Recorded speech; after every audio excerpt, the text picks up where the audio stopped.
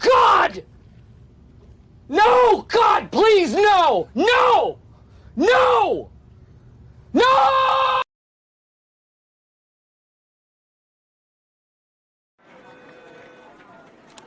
Don't have an ordinary Monday. Have a Burger Monday at Beef O'Brady's. Stacked high with fresh Angus and fries, just $5.49 all day. Beef O'Brady's Burger Mondays. Nobody out-beefs beefs. Never mess with another man's sandwich.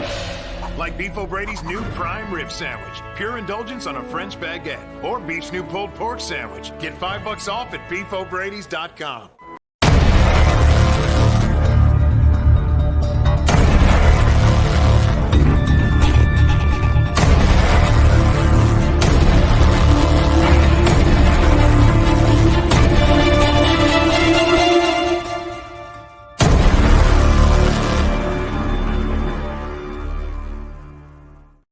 What up, what up? It's your boy Blake Anthony with another session of Overreaction Show right here on Sports Talk 49.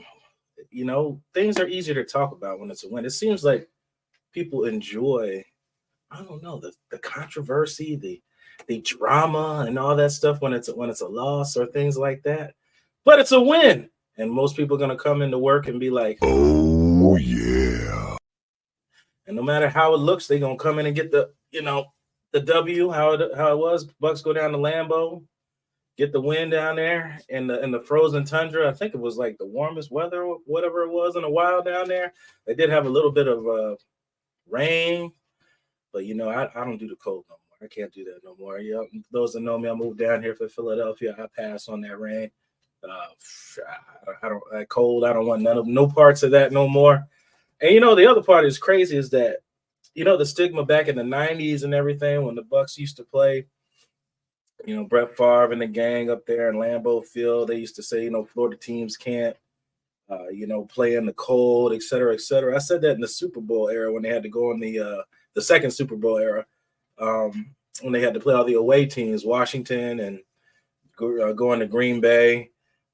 I said for a lot of Southern players on the roster, they play really well in the cold weather. So I think Tampa kind of broke that, Florida boys can't play in, cold weather because they usually play pretty good. It's surprising as that be, they play pretty good in cold weather. Matter of fact, let's take a look at the box score of that game. Let me get it up here for you, and we'll go down step by step to see what it really looked like. All right, here we go. Y'all can see it, right? And there it is. So we'll go over the box score of this. As you know, Big Baker had a big day, 22 for 28, 381, 4 touchdowns, and the big number on that is 0 interceptions. Was sacked 5 times for 28 yards. Kenny Clark, a guy that you've seen with Caleb and I on the Players Podcast, he had 2 sacks that game. Packers had 5 sacks for 28 yards. Jordan Love went 29 for 39, 284, and 2 touchdowns. He was sacked 2 times for 23 yards. Rashad White had a lot of carries in the game, 21 carries for 89 yards. That big one at the end that closed. We'll talk about that later when we talk about film and things like that. You'll also hear from Ray Kennedy possibly and Sedor. Always they call in to give their points of view. That was pretty much it in the run game. Chase Edmonds came in. Tompkins had a reverse, and Bayfield tried to scramble. Aaron Jones did get hot for the Packers really early in the game. 13 carries for 53 yards coming off an injury. He had like a big gain earlier. It looks like a 20-yard run. And that was pretty much it after that. Patrick Taylor touched the ball, then Jordan Love, Scrandall, and Kenyon Drake. Nobody else really touched the ball that much. So Bowles, again, holding another team under 100 yards of rushing, which the Packers totaled of 60, hence the 39 pass attempts. Now, the big story was Godwin getting really engaged in this game. 10 receptions, 155, averaging 15.5 yards of reception. No touchdowns, though, but it was 12 targets. But he had 10 receptions. David Moore, 2 receptions, 68 yards, the one big one for 52 yards and a touchdown. He caught 2 balls and was targeted 2 times. Hey, man, can't argue with that. 2 for 2.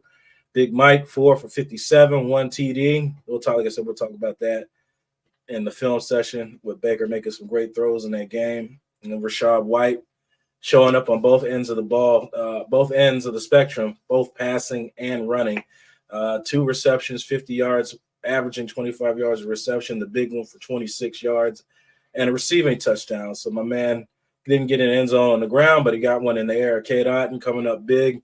When I look back at this game with Cade Otton, man, he's making some decent blocks. He's not an overpowering, powerful tight end, but he makes decent cut blocks when he's got a block backside for the back coming across on a run. Just little things that he's doing to help this team, run the ball, and that's pretty much what they got to do at this point because earlier this season, the running game was abysmal, and it didn't exist unless you were playing Madden.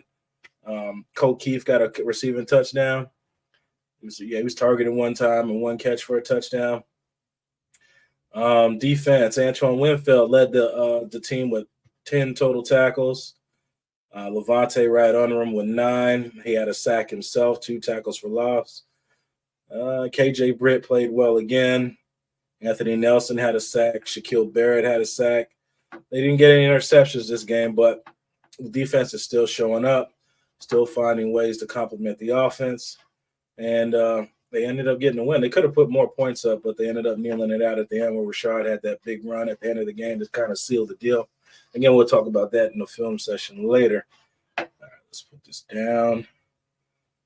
Take this off of here. All right, yep. So, as I said, Sedor, as always, every week sends in a video of his perspective of the game. And we'll kind of chat about that, and then I'll kind of bounce off of what he's got to say. I didn't watch it because I want to give a fair reaction to what he's going to say. So we'll watch it together. Let's see what's going on. Having me, man. Let's talk about versus the pack. Baker Mayfield, probably the best game he's had. I mean, arguably since he's been in the NFL, definitely his best game as a Buccaneer. Offense was really clicking, looked really good. One issue I had with Mayfield was the fumble in which he held the ball for like 4.7 seconds. You can't expect your offensive line to be able to hold up that long. But other than that, I mean, you can't really take much away from what Baker had accomplished. Spread the ball out quite well. Chris Godwin in the slot, 10 catches, 155 yards. Evans, 4 catches, 51 yards, and a TD. Otton got involved in the game. Cole Keith had a touchdown as well. It was a 2-yard gain, but hey, made up for week 1, I guess. Again, we have the Devin White situation looming. I don't even know how to react to that. It's been such a unprecedented fall from grace, really. You got a guy going into his contract season and just I don't know if he believes his own hype or if he thinks he's better than what he is or what the situation is, but he's rubbing someone wrong in the locker room, whether it be the coaching staff, whether it be the players, something's going on there for him to be a healthy scratch. Let's talk about who I think has been overlooked quite a bit, and that's Rashad White. I was all on board when they brought him into Tampa. I kept telling him to keep watching this kid. He's great out of the backfield as a receiver, and now he's proven that he can tote the rock. He was 15 yards away, I believe, from another 11 yards away from another 100-yard game, which he easily could have had last drive of the game when he goes down at the 15-yard line to ice the clock and ice the game away. So you got to give him a lot of kudos for knowing this game situation, what was going on, and how well he's been playing lately. I think I saw he's been the only back in Tampa Bay history since Warwick Dunn to go for over 1,000 all-purpose yards in his first 2 seasons with the team, and that's honestly quite an accomplishment. Again, you can't say enough about KJ Britt defensively. He's really making the decision for Todd Bowles quite easy. And the only negative I could really say about the defensive side of the ball, other than giving up a couple points, everyone is so down on the defense giving up a couple points, and it's like you've said it all along. You keep them under the average, under the league minimum or a league average, you're you should win games as long as your offense goes a little bit above the league average. You should be in good a situation. But Joe Tryon-Shoyinka is yet again just someone who just can't get it done. I don't know what the situation is. I don't know why they keep throwing him out there when you see the success and the maturity very, very quickly maturing Yaya Diaby coming off the edge. So, all right, well, we've got one more game ahead of us. We can only take them one game at a time. You got the Jacksonville Jaguars coming in. Hopefully the Bucs are healthy enough to win this game. You do have Trevor Lawrence going into concussion protocol, so I don't know. Let's look forward to that one. Go Bucs. Sedor, as always, giving out great perspectives of what he thought in the game. I thought he was going to kind of bring the Devin White situation up. I didn't kind of want to touch on it until I heard him from it. We'll talk about that later. But let's start with some of the things he had. Yeah, Baker held the ball. It just seems to be a trend for him. Early in the game, he turns over the ball. It's like he's got to get in the mode early. So Canales has got to figure out a way to eliminate those early turnovers because it'll end up biting you in the ass later on. Defense had a great fourth down stop to only give it right back to him to get the points that they were hoping to get.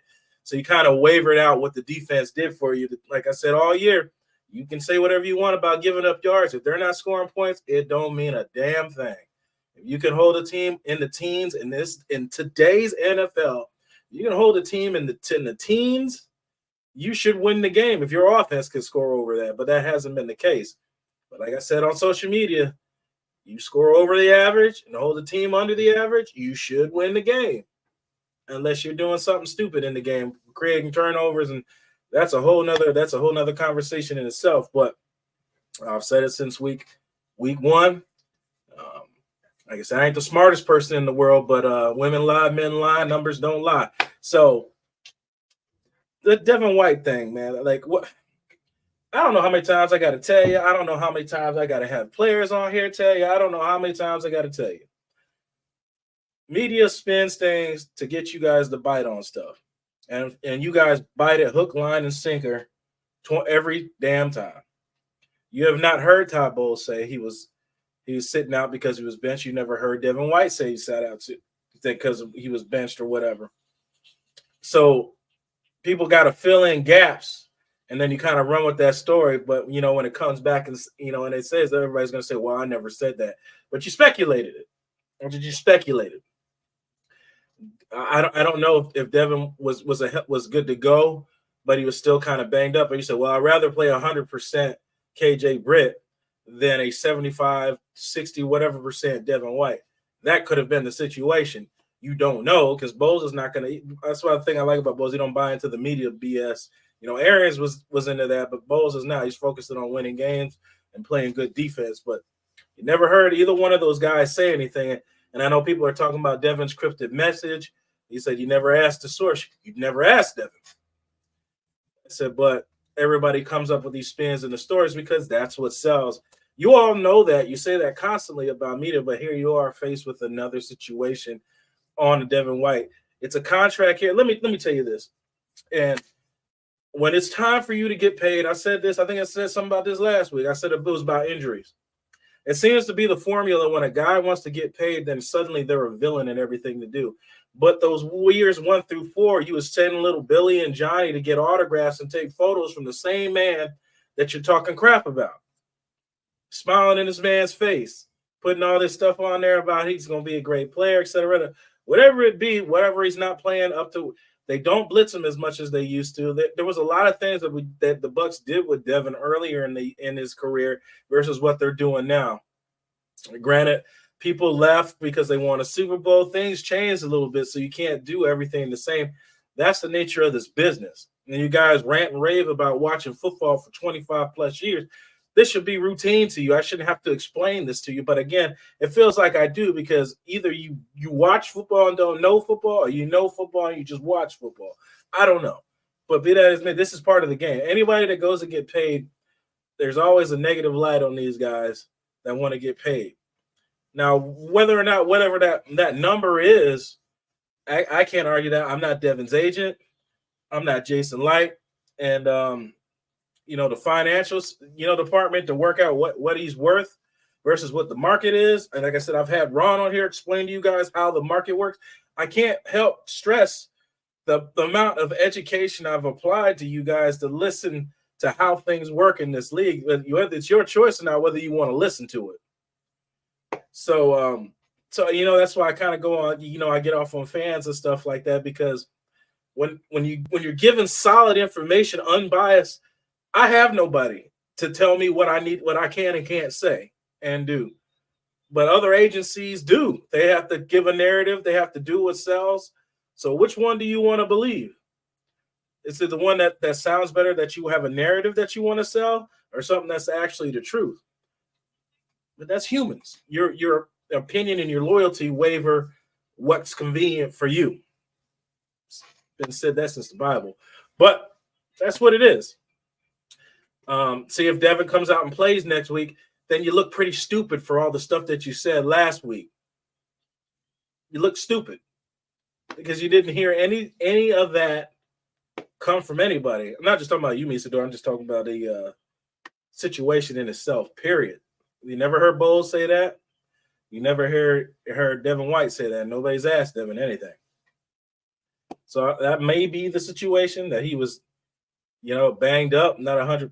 KJ Britt's been playing well, and they decided to go with a fully healthy KJ Britt versus a 75% Devin White. That could have been the situation. I wouldn't say it's a healthy scratch. He's 100%. Nobody's 100% in December.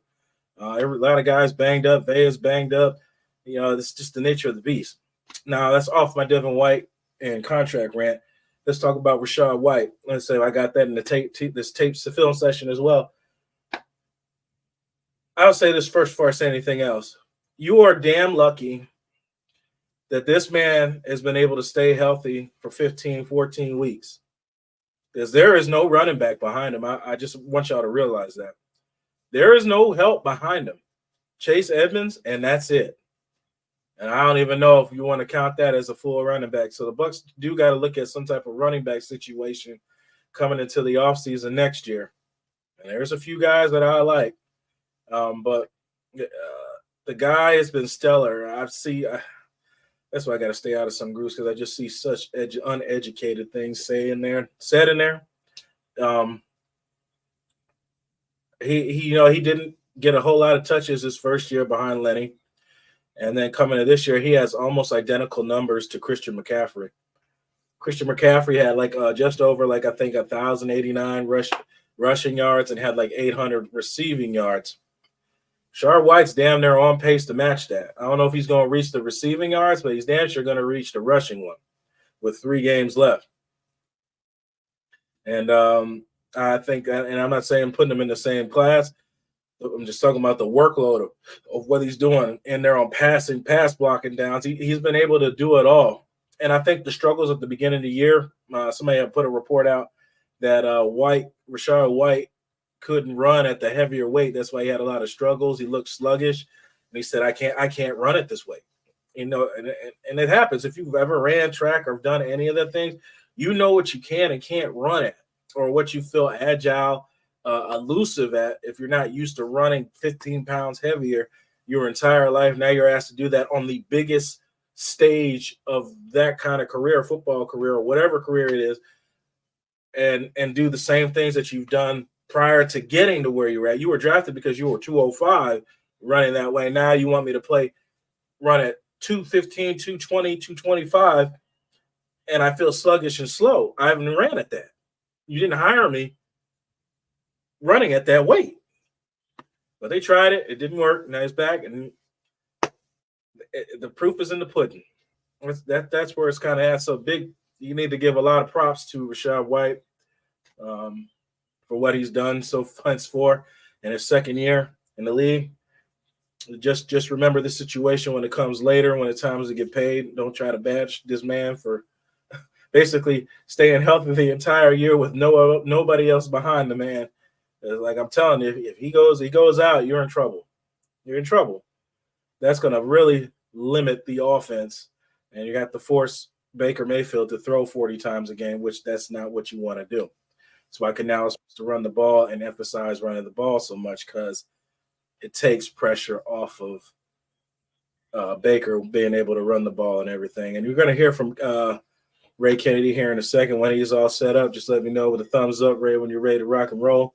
We talked about Devin White, his contract situation, and the healthy or we don't know healthy scratch. And we talked about, I was just talking about Rashad White being the only back there. And if he goes down, the Tampa Bay offense is in serious trouble because there is no running backs behind him.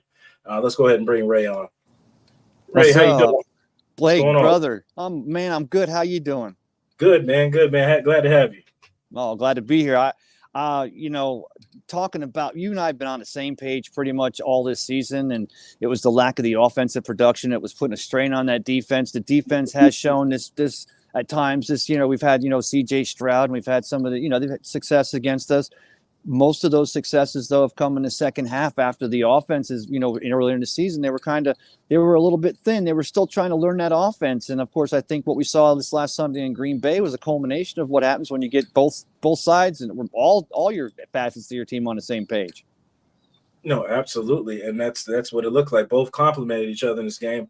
Only thing that still remains kind of current is Baker's turning over the ball early in games. He didn't throw a pick, but he fumbled the ball. So, like I said, also got to figure out a way to kind of get him in rhythm early or try to keep him from turning the ball because he's had a propensity to turn over these ball early in games and kind of set themselves back. I said the defense, again, made a great stop in the goal line on 4th down to only give it right back to them to give the touchdown that they wanted earlier. But otherwise than that, he was spot on. I was going to break that down in the field session I was going to bring up later. But he made some great throws, and I hope that continues. What's your thoughts on the Devin White and the Rashad White situation?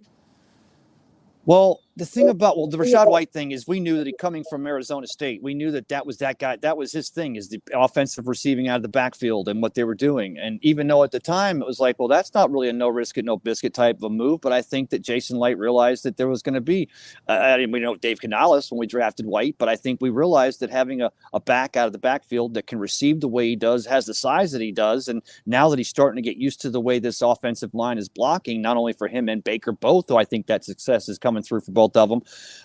I think that's what the Jason Light had in mind. But as far as the Devin White thing goes, Blake, because we've been talking about this forever, just Devin White, and I'm already working on my second contract, and I always knew that kid would ball, but we've seen a fall off in production in the last year, well, this season anyway, as far as could be injuries, could be slowing him down. There's a lot of things the cat can't share because his camp is telling him, look, keep it under wraps. We got a paycheck coming, but to see him. A defensive captain, a captain of the team who's selected as a defensive captain for a reason. He seems like he's been a good soldier.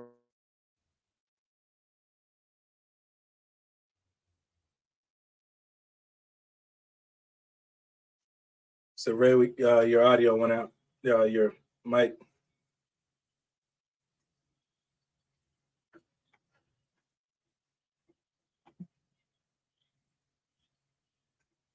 But yeah. What I said while you're fixing your audio, what I said about the Devin situation is what Devin put up a cryptic message on IG or wherever it's at.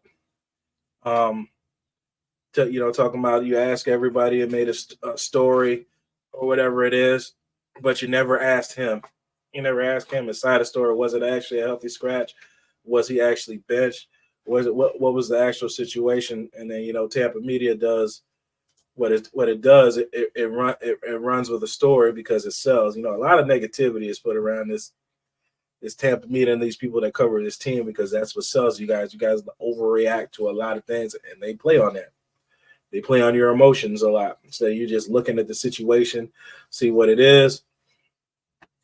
Selling the bowls thing, selling whatever story they sell. That's what they sell to you. And that's just the nature of beast in that business. That's why I do not want to be held down by an agency that forces you to push narratives like that just to sell a story to you guys. Hence, that's why I talk to so many players. There's connections in doing that. But Ray will bounce back here in a minute. I know he's always on the move. Ray got his own show, Cup of Ray. He's always on Peter Blake's show. The Sports Web, and he's everywhere with Harry and everybody, covering the team. And everybody's got the perspectives of what it is. But Like I said, all season long, everything I've said has been 100% accurate. Like I said, I'll be happy to debate whatever topic it is. I've been pretty spot on, but pretty everything I said about this year. But let's jump into it. I'm not sure where Ray is. If it is, we'll jump out and then we'll jump back in. But we'll talk about, a film session here a little bit. So we'll jump into it. Let's check out the film.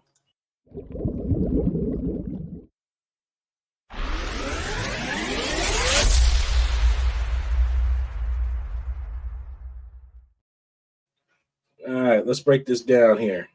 Let me take myself out there. You don't need to see me. So we'll break this down here. This is a throw here. They're in a 3-by-1. They're very successful in the 3-by-1. Mike is on the single side. Safety shades towards Mike. And the part here that I like is that Baker actually goes through the reads like we've talked about for weeks, where he gets kind of locked in on one guy because he wants to get the ball out of his hand so fast. But at the three side, checks there. The look's not what he wants. Checks back. He sees White about to break out from the linebacker off the jam. Bam, throws the ball right in that tight window, and Rashad White kind of does the rest. Great play by both. Great catch, great throw. I believe this is the touchdown pass here. Yeah, this is a touchdown pass here to Mike Evans. And I can't say enough about Palmer and his speed. See, right now, this situation, if you're Baker Mayfield and you got that deep over route, and that safety doesn't move on the backside, it's going to be a touchdown. But I think Baker already knew if that safety's kind of slid in the middle of the field, he was going to hit Mike. There's multiple things that goes through your head when you're looking at coverages versus pre-snap to post-snap. See, post-snap, the guys on the right side don't move. So immediately you have Palmer, or you can go to Mike. Mike gives a kind of a stab inside to keep inside leverage on the ball. Baker Mayfield sees that and just kind of drops the bucket, dropped the ball right in the bucket. And, Palmer's all wide open on the backside because that's what I was telling you about the safety not being there. And you can physically see, Palmer's excited. I know he probably would have liked the ball, but he's excited. It's a touchdown pass in a critical game that they're trying to get back to 500. And what that is. Like I said, the guys had opportunities to make big plays in this game. They just haven't linked. And I just hope to see that later on these coming weeks and possibly the playoffs if they earn a spot. This play here, I believe it's to Rashad again out the backfield. You had the flat route. The defender looks to cover. It's a great scheme here. So now I see when I look at it in slow motion. So Tompkins comes out in the flat to get the defender to come flat to free up the back, right up the hashes. And in doing that, the guy is a fish out of water. He realizes that the flats was bait and the back went right by him. But at that point, it's too late. Baker's able to drop the ball to White in open space. You got to actually hit Otten as well if he wanted to.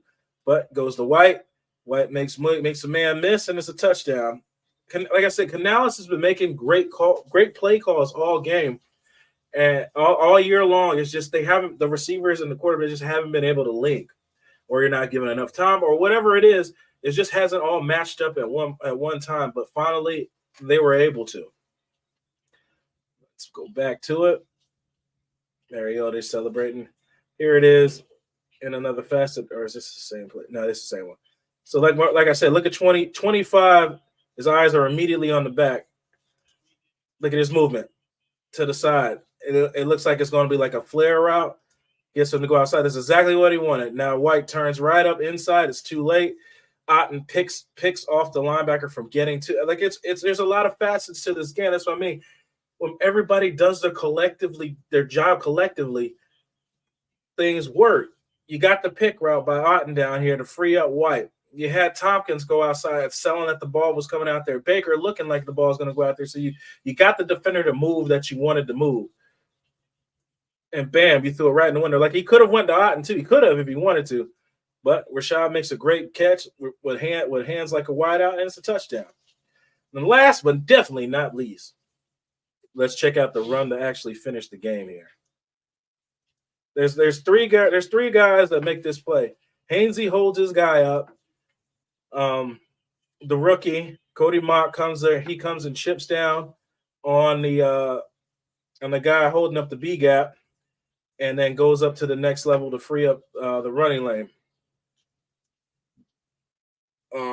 Right tackle Gadecki gets a nice jump off and is able to almost get his hat across. That's why I said Mock kind of finished it off. He's good. Goes up to the linebacker. Rashad White this is what you call setting up your blocks. He was never. I don't think he was ever going to go outside, but it was just setting up your blocks. And great block by Cole Keefe, as you can see right there, giving a nice impact block to the defender. Rashad makes that step. He's already looking in the lane, and there it is. Break the arm tackle, and you're out. You're off to the races. And if he would have scored, he would have gotten his 100 yards. If he really would have scored there, he would have gotten 100 yards rushing. But that's when everybody does their part. That's how things look. It just doesn't happen by one guy just doing everything. Everybody has to do their part. And this kind of reminds me of the situation with Tom Brady, where he didn't actually get a full grip on the entirety of the offense till the Chiefs game at home when they lost. And they kind of got hot after that. And it kind of seems like what things are right here. So we'll see if this transitions into next week, because the Bucs get to play at home, 4 o'clock in Raymond James Stadium. We'll see what happens. We'll see if this continues. Everybody's, kind of sold on Baker right now. We'll see. I get worried about guys like him, because when you keep after fighting for your job, you look at things a little bit different. But then when you hand somebody the keys and there's expectations, things kind of change. The perspectives kind of change. I think you still go get a quarterback. You get a running back, another running back to help, spell Rashad White. And that's just what I think they're at right now. They play really well. Baker gets a perfect passer rating. And Todd Bowles' defense still playing lights out, top 10 defense. They can give up yards, but you ain't giving up points. Doesn't matter. But that's just what it is. Well, as we always do, we'll see you guys next time. You're the master of everything. What you do with your life, what you do with it, it's entirely up to you. Thank you, Ray. Thank you, Sedor. Thank you, everybody that jumps on here. And if you're anybody else that has an opinion after the game, by all means, hit me on social media, BlakeAnthony49, any of the links at the bottom. And I'll play it. And we'll talk about what you think about the game, what you think about a situation, what you think about whatever. And we'll talk about it. See you guys next time. And as always, fire those cannons.